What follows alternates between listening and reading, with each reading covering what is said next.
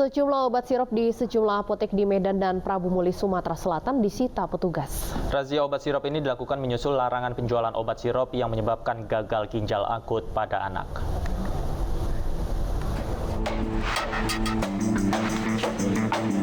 Polda Sumatera Utara menyita ribuan sirop dari sejumlah apotek dan pabrik di wilayah Sumatera Utara. Tim gabungan Polda Sumut, Bareskrim, dan Balai POM ini melarang peredaran obat sirop hingga hasil penelitian terhadap obat tersebut keluar. Tim gabungan juga melakukan razia ke pabrik obat dan memberikan garis polisi pada sejumlah apotek. Kita sudah turun ke lapangan dan saat ini teman-teman Balai POM dan kita sama-sama sudah meminta supaya obat-obat itu tidak diedarkan saat ini. Sampai dengan nanti hasil penelitian kembali dari pusat apakah itu diizinkan atau tidak. Tetapi surat peringatannya sudah ada dan kita sudah berkoordinasi dengan pihak perusahaan, dan untuk itu pada kesempatan ini juga saya menghimbau tadi pada rapat saya minta teman-teman Balai POM bersama-sama dengan kita nanti akan turun ke lapangan. Razia terhadap obat sirup juga dilakukan di Prabu Muli, Sumatera Selatan. Dinas Kesehatan Kota Prabu Muli, Sumatera Selatan mendapati sejumlah apotek yang memajang obat sirup mengandung etilen glukol.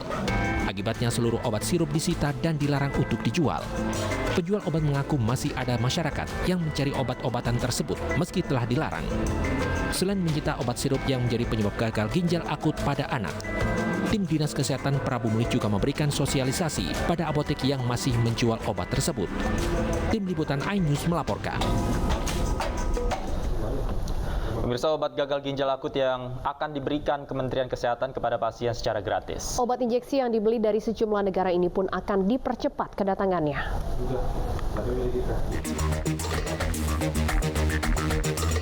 Kementerian Kesehatan memastikan obat untuk pasien penderita gagal ginjal akut atau acute kidney injuries akan diberikan secara gratis. Menteri Kesehatan RI Budi Gunadi Sadikin mengatakan, obat antidotum fomepizole injeksi ini akan segera dipercepat kedatangannya. Jadi obat barunya akan biaya kita, ya. Nanti kita yang memberikan itu ke seluruh rumah sakit yang ada pasien yang bergejala ginjal akut ini. Penggratisan obat gagal ginjal akut ini sesuai dengan instruksi Presiden Joko Widodo yang memerintahkan jajarannya memastikan fasilitas pengobatan gratis bagi pasien gagal ginjal akut akibat mengonsumsi obat-obatan yang mengandung bahan pelarut di atas ambang batas atau berbahaya. Juga saya minta diberikan pengobatan gratis kepada pasien-pasien yang dirawat. Saya kira ini penting sekali. Saya rasa itu mungkin yang bisa saya sampaikan sebagai pembuka. Menteri Kesehatan Budi Gunadi Sadikin mengatakan, pemerintah akan terus berupaya untuk mendatangkan obat fomepizole untuk pasien gangguan ginjal akut. Selain Singapura dan Australia, saat ini Kemenkes sedang dalam proses untuk membeli obat tersebut dari Amerika Serikat dan Jepang. Dari Jakarta, Tim Liputan iNews melaporkan. Polri akan segera mengumumkan tersangka dalam kasus gagal ginjal akut yang menyebabkan ratusan anak meninggal dunia. Dalam hal ini, Badan POM akan berkoordinasi dengan pihak terkait untuk mengusut 2 perusahaan farmasi yang diduga melakukan pidana dalam kasus tersebut.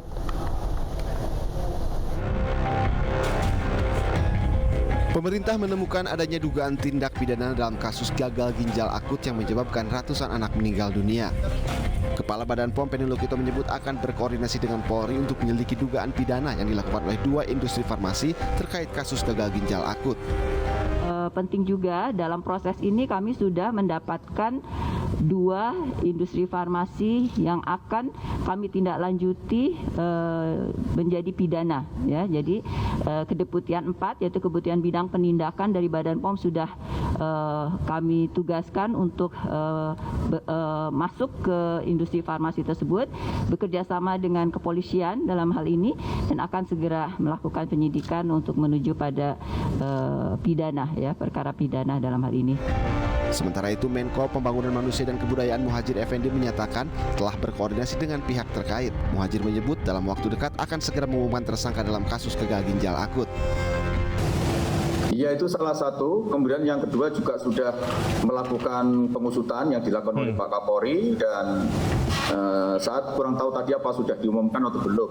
Dalam waktu dekat akan ada yang sudah ditetapkan sebagai tersangka dalam kasus ini. Sama dengan BPOM bersiap untuk menelisik lebih jauh. Ya tadi itu akan ditelisik mulai dari paling hulu, yaitu asal muasal dari bahan baku ini. Karena bahan baku ini kan penggunaannya spektrumnya luas sekali, mulai dari untuk bahan cat, untuk kosmetik, bahkan untuk fiberglass, dan yang paling sekarang menjadi perhatian kita adalah zat ini digunakan untuk pelarut kandungan obat yang kemudian bisa dalam bentuk sirup itu.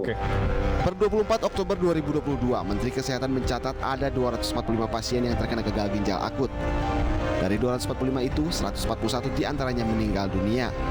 Kasus gagal ginjal akut ini diduga dipicu oleh obat sirup yang mengandung etilen glikol atau EG dan etilen glikol DEG melebihi ambang batas normal.